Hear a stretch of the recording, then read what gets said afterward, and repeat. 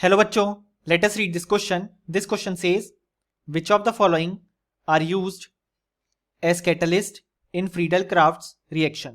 और हमारे ऑप्शंस हैं option A AlCl3, option B SiCl4, option C BF3 और ऑप्शन डी SnCl4.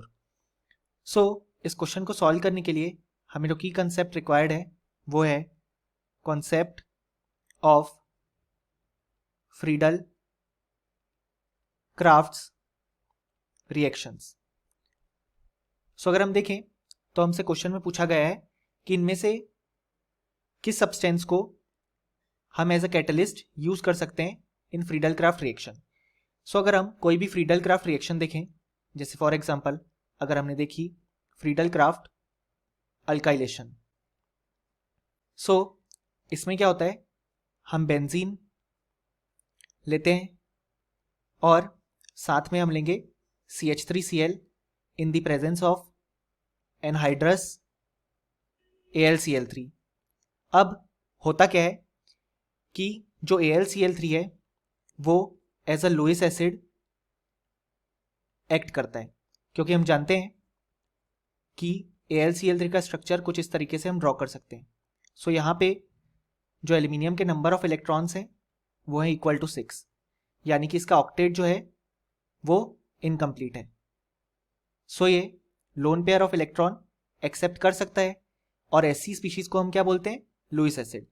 सो होगा क्या, इस रिएक्शन में CH3Cl रिएक्ट करेगी विथ AlCl3 और फॉर्म होगा CH3 प्लस कार्बोकेटायन और AlCl4 माइनस.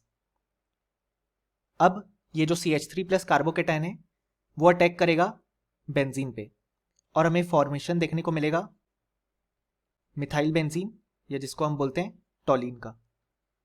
सो यहाँ पे हमने देखा कि जब AlCl3 ने एज अ कैटलिस्ट एक्ट किया तो वो इसलिए कर पाया क्योंकि वो as a Lewis acid act कर सकता है. अब हम हमारे ऑप्शंस चेक करते हैं. सो हमारा जो ऑप्शन ए है वो है AlCl3, जिसको अभी हमने देखा कि वो फ्रीडल क्राफ्ट रिएक्शन में एज अ कैटलिस्ट एक्ट कर सकता है, यानी कि जो हमारा ऑप्शन ए है वो बिल्कुल करेक्ट हो जाएगा. हमारा जो नेक्स्ट ऑप्शन है वो है ऑप्शन बी, जो कि है SiCl4.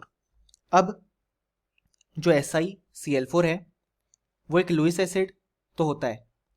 उसका जो रीज़न है वो ये है कि ऑल्दो SiCl4 में हम देख सकते हैं सिलिकॉन का जो ऑक्टेट है वो कंप्लीट है, बट हम जानते हैं कि सिलिकॉन के पास 3D सब शेल अभी वैकेंट है, क्योंकि सिलिकॉन का अगर हम कॉन्फ़िगरेशन लिखें तो वो होता है 1s2 2s2 2p6 3s2 3p2, यानी कि ये 3D सब शेल में इलेक्ट्रॉन एक्सेप्ट कर सकता है.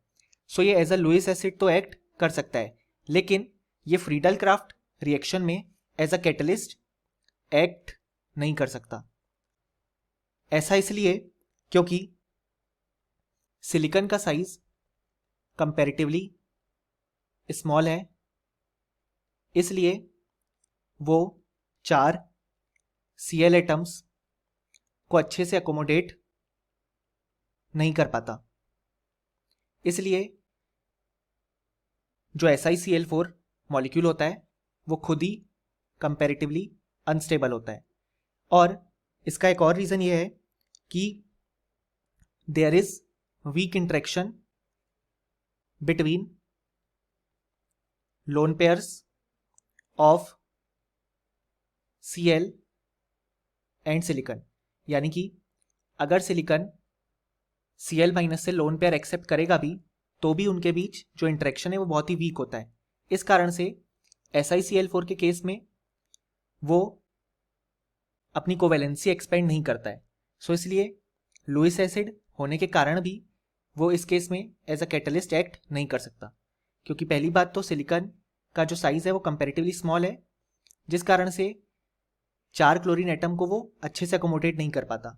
सो वो खुद अनस्टेबल होता है. इसलिए हम बोल सकते हैं कि जो हमारा ऑप्शन बी है वो इनकरेक्ट है. जो हमारा ऑप्शन सी है वो है BF3. सो हम जानते हैं BF3 का स्ट्रक्चर कुछ इस तरीके से हम ड्रॉ कर सकते हैं। सो यहाँ पे हम देख सकते हैं बोरॉन के जो नंबर ऑफ इलेक्ट्रॉन्स हैं वो है इक्वल टू 6, यानी कि बोरॉन का जो ऑक्टेट है वो इनकम्प्लीट है, क्योंकि ऑक्टेट कंप्लीट होने के लिए 8 इलेक्ट्रॉन्स होने चाहिए।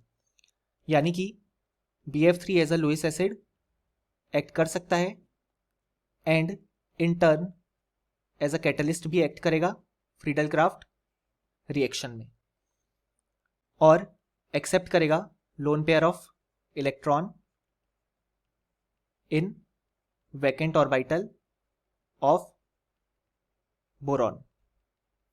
सो इसलिए जो ऑप्शन सी है वो बिल्कुल करेक्ट हो जाएगा।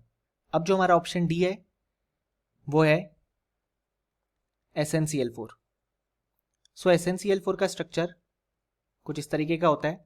सो यहाँ पे टिन का जो ऑक्टेट है वो तो कंप्लीट है, बट हम जानते हैं इसके पास empty D sub shell present होगा, जिस कारण से वो उस डी सब शेल में इलेक्ट्रॉन्स एक्सेप्ट कर सकता है और as a Lewis acid act कर सकता है, और इस रिएक्शन में एज अ कैटलिस्ट भी एक्ट कर सकता है।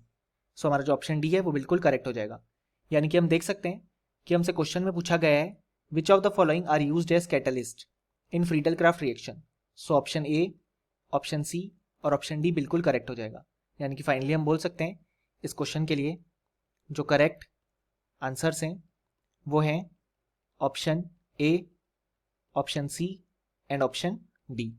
Hope you understood it well. Best of luck.